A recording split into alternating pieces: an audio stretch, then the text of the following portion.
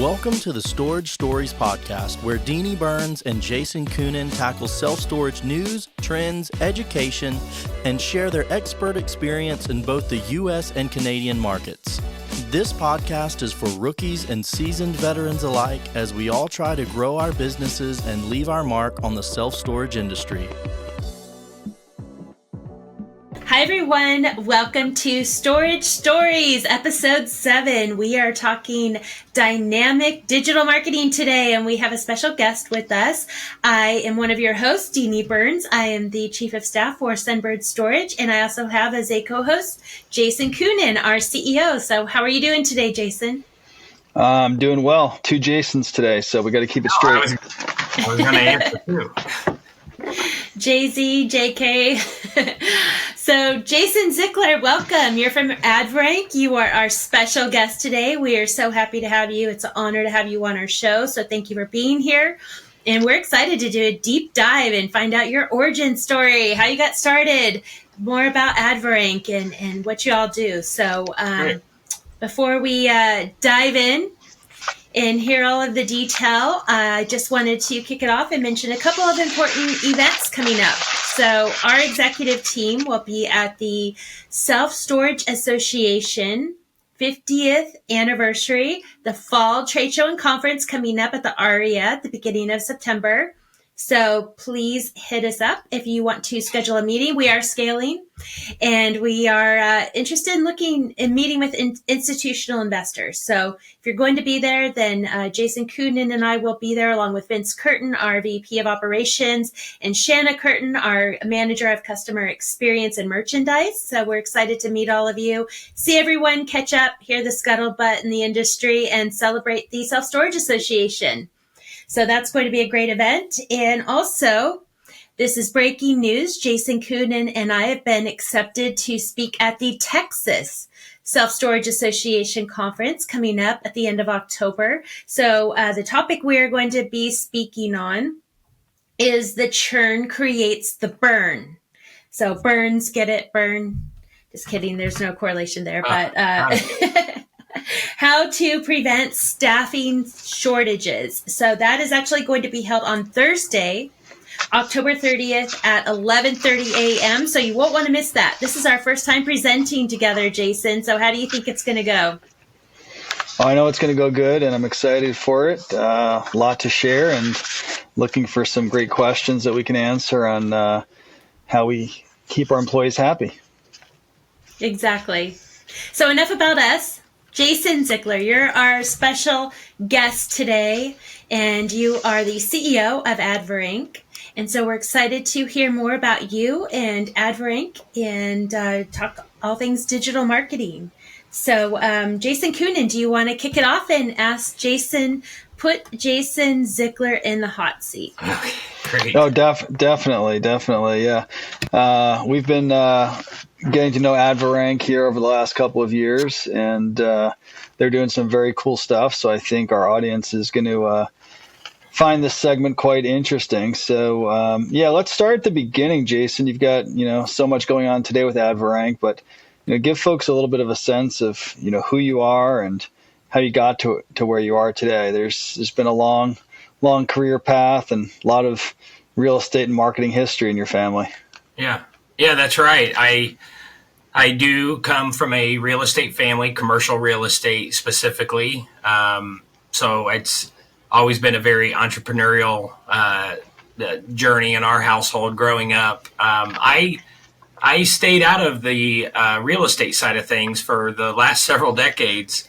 I spent most of my time in ad tech or MarTech, so advertising technology, marketing technology for a few decades, and most recently have been getting into prop tech. And so it's kind of been a full circle moment for me to have been grew up in a real estate household and chose to go into the advertising and marketing side, but finally found a way to do both. And so we actually got started on the Adverank journey back in 2017, 2018. We met our first self-storage operator in Dallas, Texas. And they had, at the time, about 30 properties. and they were scattered throughout kind of the Sunbelt states, so down and around Florida and Texas. And they were working with a large agency in the storage industry, and they were expressing that there were some frustrations around looking at data just once a month when it came to running paid advertising for their self-storage properties, and how they could try to use advertising, use this agency to try to grow their move-ins or grow their occupancy at each individual location. So they kind of expressed what the frustration was around the looking at data just once a month. It was kind of 30 days out of cycle by that point. They were dealing with a lot of junior leadership, and they really needed to have an idea of what the budgets should be for running these ad campaigns across all these properties.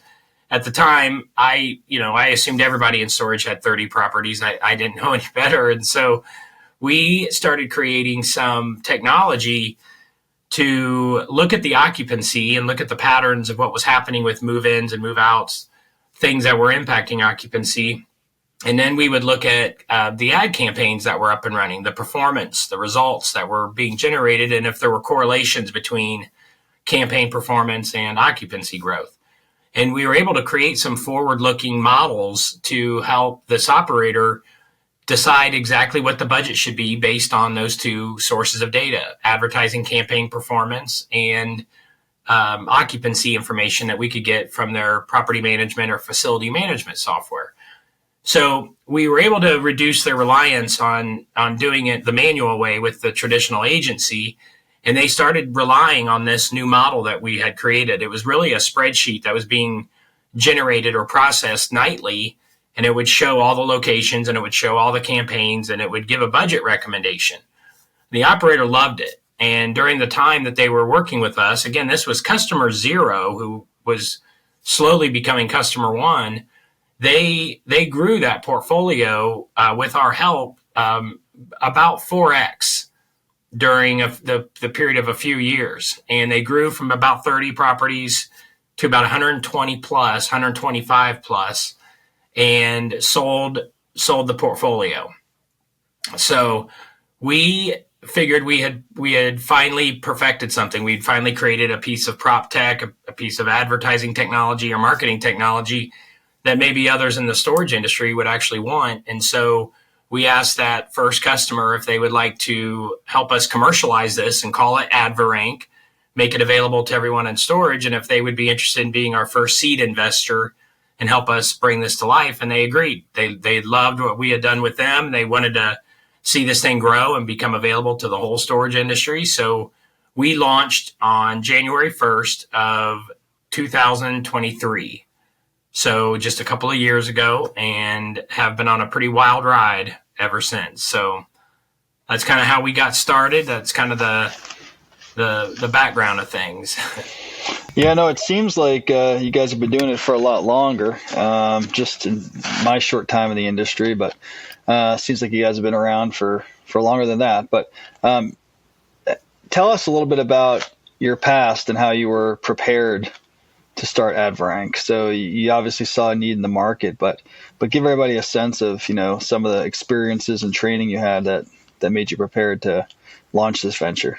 Yeah, sure. So we're headquartered in Indianapolis, Indiana. Specifically, we're in a suburb right outside of Indianapolis called Zionsville. It's very near Westfield, Indiana. If you've been watching the national sports, you might have seen the Live Golf Tournament was just recently in Indianapolis here. That was actually in Westfield, Indiana. That's kind of a neighboring community to Zionsville, which is where we're located. And Indianapolis is, for a lot of people, it's a very interesting startup scene and venture capital scene, and it's very entrepreneurial. It's very business startup friendly.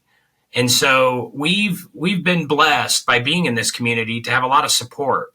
So that comes in the form of accessing capital. That comes in the form of talent recruitment. We're able to find a lot of really good people here locally who have early stage business experience, meaning they've got a lot of grit. They can jump in and do a lot of different things, a lot of advertising, a lot of marketing technology backgrounds. One of the things that contributed to that here in Indianapolis was a a great big acquisition that took place a few years ago. There was an email marketing platform called ExactTarget, and it was acquired by Salesforce.com. And that gave Salesforce a huge jump into the marketing side of things. They'd always been specialized in sales enablement, a sales platform, and they acquired this marketing technology company. It was a pretty big transaction, about $2.5 billion for a software company. And that created a collection of dominoes that started to fall, where venture capital firms were able to raise huge funds. A lot of these employees from that company were able to go on and start businesses or become angel investors and really create this ecosystem for us to start to thrive. So the team that we have assembled that work here at Adverank have all had some sort of backgrounds together. We've all crossed paths. We've been vendors for one another. We've worked together at times. We've been customers of each other. So it's been a community that really let us, kind of find our niche and get our legs under us and get us an opportunity to start to build something pretty cool, something called Adverank. There's a lot of other prop tech companies that are starting to sprout in this environment as well. So there's a lot of support and a lot of cross-pollination and sharing of ideas that's taking place here right now. I love that. You have a strong community. Yeah, you're in Adverank. Yeah, that's right. Community is a big deal, and especially when you're a business owner, you need people, you need brainstorming buddies. You need a lot of support to get something off the ground that's never been built before, and so that's Indianapolis is what we all call home, and we have a few employees outside of Indianapolis and other states, but the headquarters is right here in Indianapolis. That's great. I would have never guessed Indianapolis being venture capitals. Yeah, centric in having that niche. Yeah, you and everybody. So it's good to hear. We like to call this Silicon Alley. It's kind of this nice little spot huddled between Silicon Valley and the East Coast, and we like to call it Silicon Alley. Awesome. Well, let's take a step back. Yeah. So let's rewind the tape just a little bit, take a step back and tell us about your education, career history. I saw something that you wrote about being TV, film, ESPN. So tell us a little bit about that and how that all, then you were able to parlay all those skill sets, knowledge, etc., into Adverank. And because honestly, Jason, your success has been just phenomenal. You've scaled so quickly. So we want to hear the backstory about what helped launch you into Adverank and why has Adverank been so successful? Yeah. So going back to like education. So leaving high school, first of all, I am a little bit of a visual artist. So I like to paint. I like to paint very large scale, very bright, bold, colorful paintings.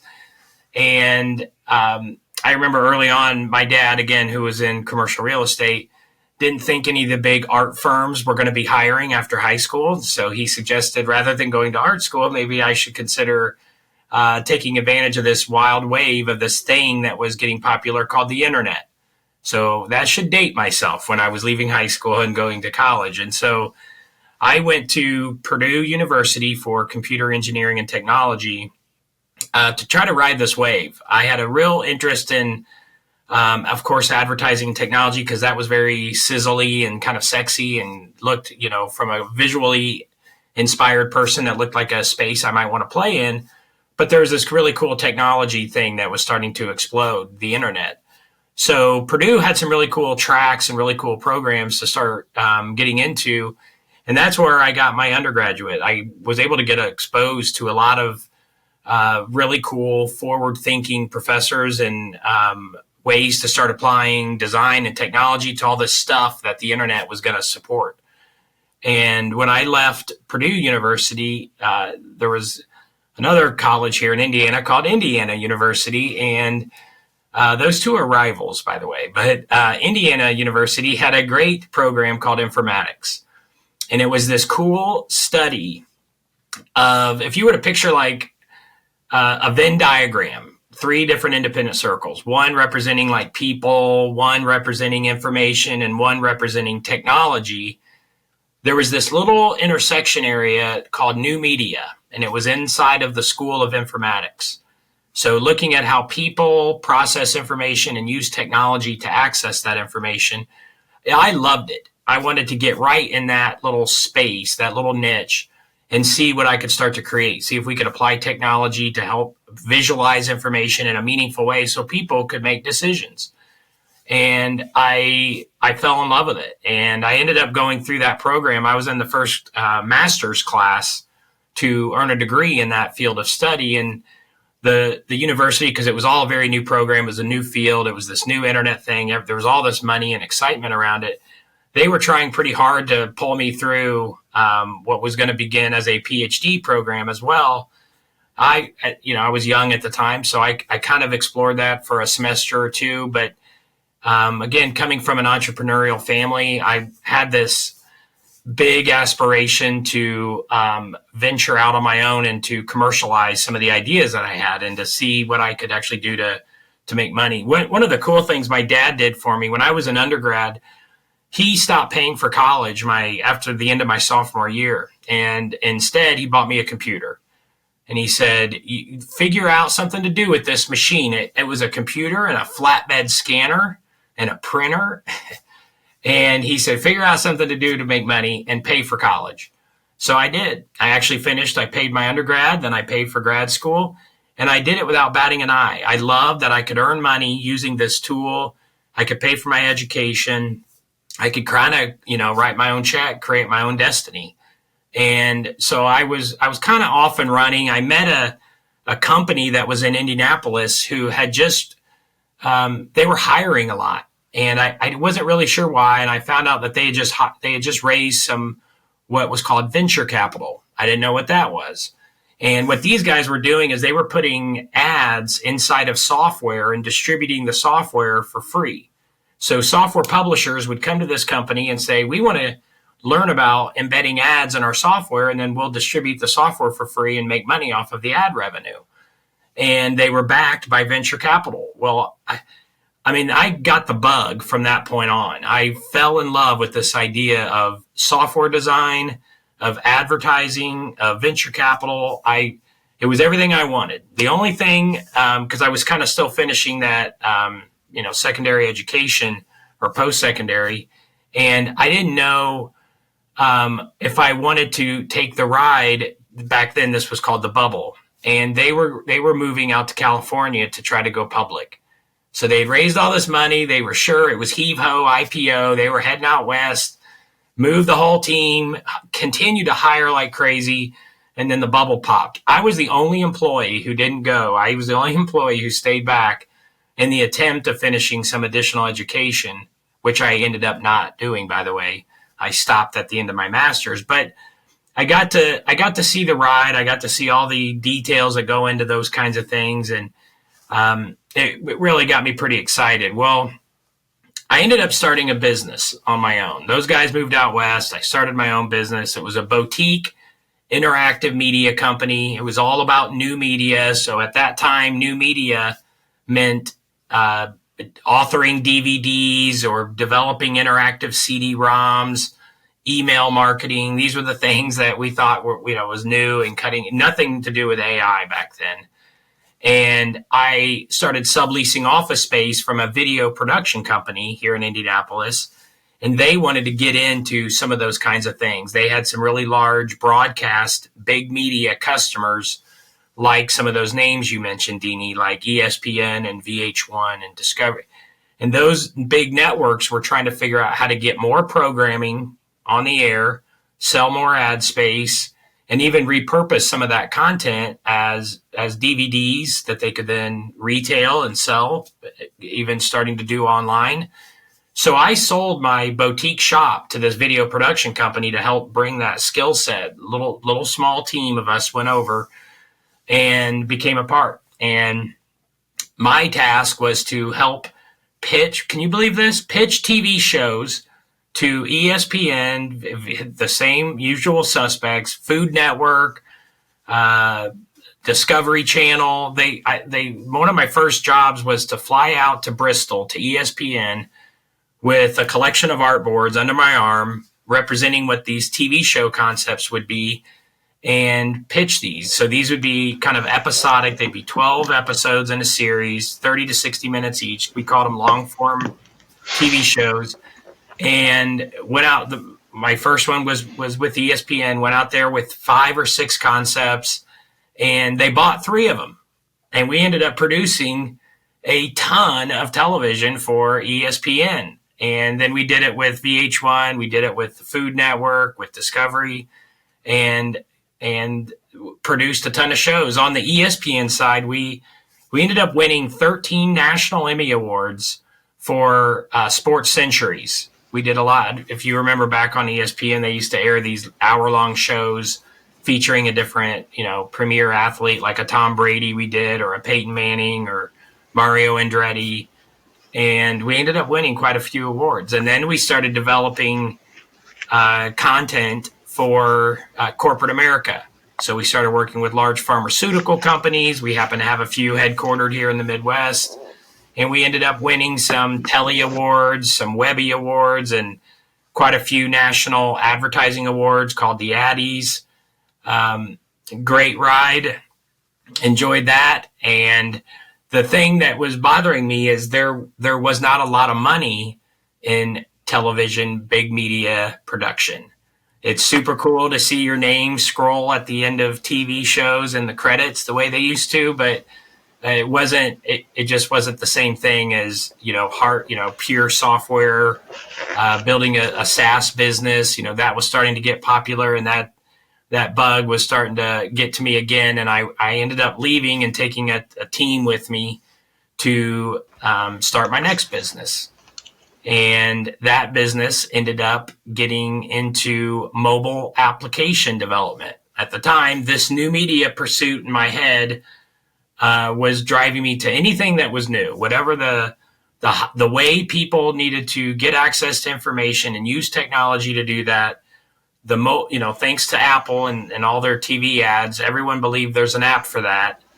So our phone was ringing off the hook. We ended up building an app platform that would allow just about anybody to build an app and manage content within their mobile app from a browser application. So they could launch an app in the App Store, Android, the Apple App Store, and they could deliver content to their mobile apps. They could even sell ads in it. So we started working in a few different niche industries. Motorsports was one. So we became the largest mobile app provider for major motor speedways, racetracks. Amazing. All over the country. Ovals, road courses, terrain courses, dirt tracks. Started getting into some of the drivers and some of the race teams, just building mobile apps. And a platform, a companion platform where they can manage content and even sell advertising in these things. So now I'm seeing the full story. I'm seeing it all come together. So you have the right brain and the left brain. You have the design and the art, which plays into your great social media ads, and then you have the technology, the logic. But you're also a serial entrepreneur, and then all of this experience built that great communication skill set that you have. So all of that combined has helped to make you so successful. Yeah. The design and the art of it all. I mean, that will forever be one of my favorite pieces.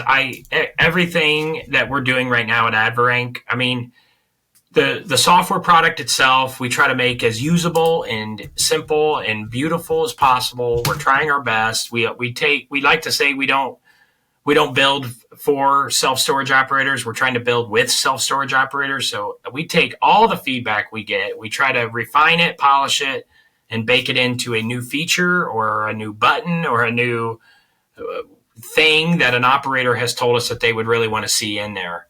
When it comes to the social side, I don't get the chance to work on every asset for every ad campaign that we create. We have others that can do that now. But I love when I'm allowed to be art director and I get to look at things and tinker and try to make things a little more improved. I really do love that part of it. And I hope that never goes away. But that's That's something I've always enjoyed. And some of those experiences from like big media and doing some of the broadcast work, we would have to create some of those assets for TV at such a great scale, so quick.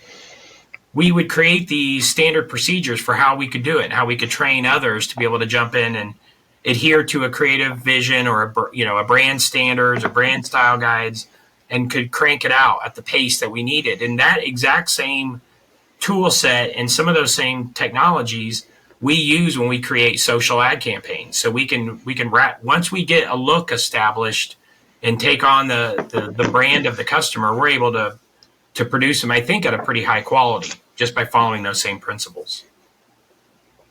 I think we did that with you guys as an experiment. That was the same methodology and the same concept. Yeah, I've been very impressed in working with the Adverank team just on the efficiency, the speed, the quality of all the artwork for our social media ad campaigns. It's been great. What, Jason, from your standpoint, kind of bringing it back a little bit to, storage operators and some of the problems you can help solve for them. What's a typical client look like for you in terms of like how many locations they would have, what problem they're facing, and how does Adverank solve that? How do you make this more tangible for folks that might be listening? They're running a storage facilities. Of course, they never have enough rentals, never have enough occupancy. How does Adverank solve their problem? Well, so we work with small, medium, and large operators and third-party management companies, and everyone comes to Adverank with the same problem. They, like you said, they need more move-ins, they need more occupancy growth. Obviously, those are the things that drive the entire industry. So we recognize really early on, no one comes to Adverank when things are going great and they just want to try Adverank to see if it's incrementally better. People come to Adverank when they need something new. Whatever they're doing is not working. So there's a great deal of frustration. So we have learned early on to have a great deal of empathy for everybody we talk to, because there is something that's broken or off or causing this irritation or frustration. So we tried to price our product and price all of our offerings to be very personalized or customizable, things where you can turn on and off. You can try social, or you can try display retargeting on Google. You could stick to just pay-per-click. You don't need to do everything for every property. So through empathy, we're trying to listen to what their problem is and let them kind of dip their toe in it, or, what they say, crawl, jog, run, just let people get comfortable with it and maybe learn about how all this advertising works, especially in the self-storage industry. So, what was the second part of your question? You were kind of asking about what people come to us for, what the size was. Yeah, no, they're going to come to you with obviously some needs, some challenges, obviously. Oh, yeah. So what does it look like? They're going to come to you and say, "Hey, I need these ads," and then at that point, the Adverank team is going to take over. What can the customer expect that they're going to get? Yeah, so some of the things that we talk to customers about when they first come to our doorstep is we want to know a little bit more about their properties and a little bit more about their brand. So let's just take Sunbird. When you guys came to us and wanted to experiment and see if this social thing would work in self-storage, or specifically for your properties, right away, what we noticed that made you different is you had a brand. I don't mean a logo. I mean, you had a legit full-on brand, as big or as important as e-commerce brands or major retailers. So you had taken the time to not only have a beautiful logo and visual identity, but we could tell that Sunbird had a collection of core values, or something that actually trickled into the way people make decisions and the way people keep the properties and the physical appearance of the location. So when we talk about brand, when we talk about marketing includes advertising, marketing includes brand, which is a big one. And a lot of storage operators overlook that. So when we meet a new operator, we want to know about their brand. That's one of the very first things we have to do. And so we want to see their logo, their identity, how much attention do they take into capturing the photography or the drone footage of the property? Do they even do that? Or are they using stock photos? I mean, all those are okay, but when we meet someone like Sunbird and see that they have an incredibly strong ingredient, like a great brand, and it's trickled into the operational excellence of the way the third-party management side runs or the wholly owned properties, then it makes our job, it makes anyone's job easier for running ads. So we're able to use those assets and those kinds of core values that we can see very easily, and that helps us build a lot more beautiful ads. So from a design standpoint, our job gets a lot easier. When it comes to running those campaigns and seeing success with them, then it requires a great website experience. And when we saw the way that your brand had been translated to the online experience for your website, with StorageLee's website, it was crystal clear to us that if we can just do our job's paid advertising. If we can get people to the website and they can work through the easy to use size guide, if they can find the right units they want at the right locations, and then navigate through a very quick checkout process, then our job is going to be easy. I mean, now the burden's going to be on us to prove that this thing works because all the other ingredients are in place. So when we first meet operators, we try to delicately coach them on, we can start running ads immediately. Speed is a core value of ours. It's one of our assets. We think that we can get these campaigns up and running quickly. Now what's going to happen? We have to make sure this traffic that's going to start banging on your site is going to have a great experience. Is it going to be clear what they need to do next? Can they find the units? Are they scrolling through awkward technology experiences? Are things broken? One of the things we did with some of the Sunbird experiments is when it came to social, because that your website was so SEO optimized, a lot of the traffic that was being generated by social was finding their way to Google search results and just searching for your brand name. And because you guys were so optimized, they were able to find all that content online and start clicking on all those links, whether it was in maps or it was just simply organic listings or it was branded search results. And so we saw a huge lift in all of that content as well. And what we were running were paid social videos on Facebook and videos on Instagram and all the associated properties. But with all the other tentacles in place and functioning and running smoothly, it made the whole system, the whole universe of what we were trying to do successful, massively successful. So thank you. Thank you for calling that out and noticing our brand. We put a lot of work and effort into that. And I have to give Jason Coonan kudos because that's been one of his, he really preaches about that a lot. He was the one who started that brand, the Sunbird brand and all the colors and insisted upon building a strong brand presence. So thank you for noticing. We appreciate that. And it's definitely shown in the ads that you've done. We get a lot of feedback about your ads being very creative and eye-catching. People really like them. And then we've also seen the conversions come from them. So thank you for that. I like the feedback loop because I believe it's Jason Bales comes and then he meets with us and gives us all the data and analytics, which is important, right? Yeah. So we want to know how successful it is. And it's been wildly successful to do the Instagram and Facebook ads. So thank you. Yeah. Well, like I said at the beginning, we see operators, small, medium, and large. They come in all shapes and sizes and colors. And it's rare when we get to see someone who's made themselves look like a retail experience and not a real estate play. And that's important in storage. That's one of the main things that makes you guys different.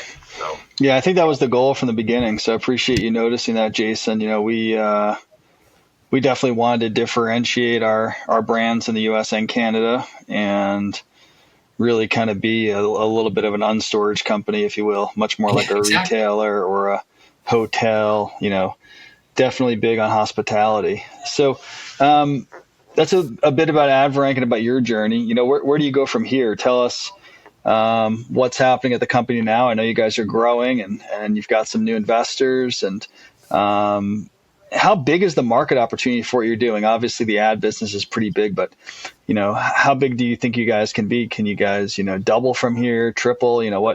What's the roadmap?